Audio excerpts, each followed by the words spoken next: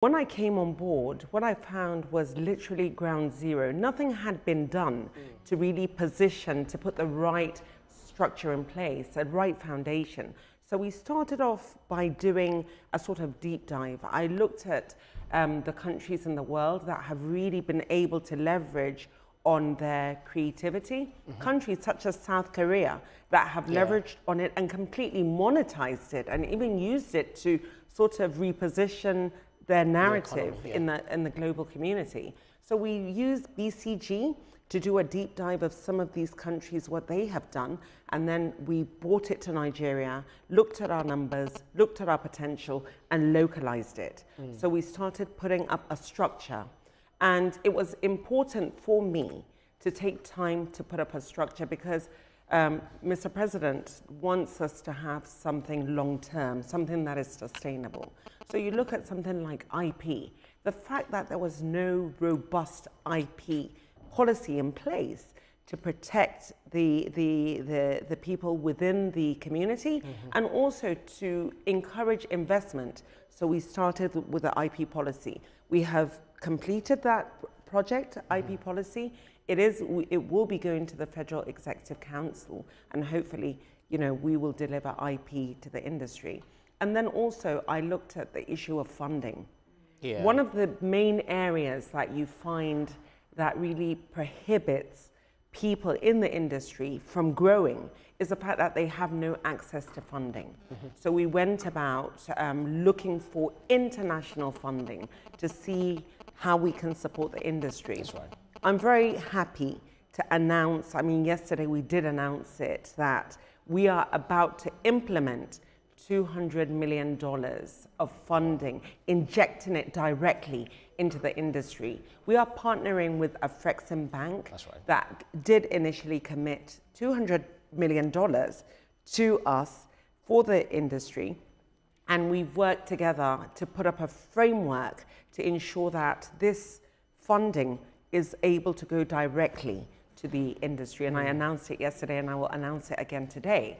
We are literally going to implement this $200 funding that would go directly to the industry. And my hope is that it would go to the people who need it across the nation. Absolutely. Absolutely. Right. I'm going to be very intentional in ensuring that creatives all over the country, rural, urban, have access to this funding. So we have the funding. Now, I want to... Sorry to pause. That makes a whole lot of sense. It's one thing for you to have an idea, and then another thing for you to have all the strategies in place to birth this idea to the benefit of the entire people of Nigeria. But according to recent reports, they indicated that Nigerian government aims to elevate the creative industry's contribution to national GDP to as much as $100 billion by 2030. So I'm wondering what kind of reforms, you've mentioned some, what kind of strategies you're not bringing on board to, not just attract funding, but also contribute to the national GDP growth. Yeah, absolutely. I think it was as a result of that deep dive that we did, looking at these benchmark countries, that we were able to project that Nigeria was able to contribute that $100 billion. We committed to this, and I believe that we can do that and more by closing some of these lacunas that I spoke about, for example, IP, which is completely foundational, and the fact that it wasn't there. This is one area that you can do it. Then you also look at the issue of infrastructure. For better understanding of our audience, what exactly is IP? IP means intellectual property. I'm sorry. I've been reading so much about IP. Intellectual property. What we're even doing, we're even going beyond that. Now we're monetizing that IP. We have come up with a framework where, as a creative, you can now use your IP as collateral to access funding.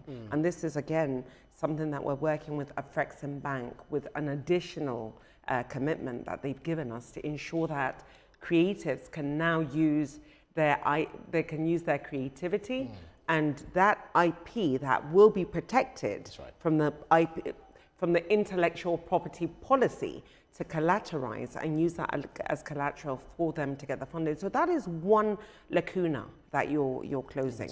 And then the issue, like I said, of the funding is one, because when you talk about the value, but there's no value if creators in the industry have no ability to create. When they create, the communities are able to give value to their communities. Absolutely. Some of the value that is being lost, we're also looking at how we can bring that value back home.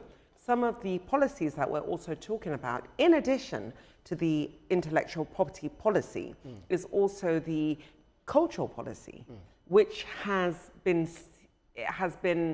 seated and has been outdated since 2017. So we have brought out that cultural policy because that really is sort of the constitution, so to speak, of the cultural sector. So we have taken the culture. Go ahead, please. Okay.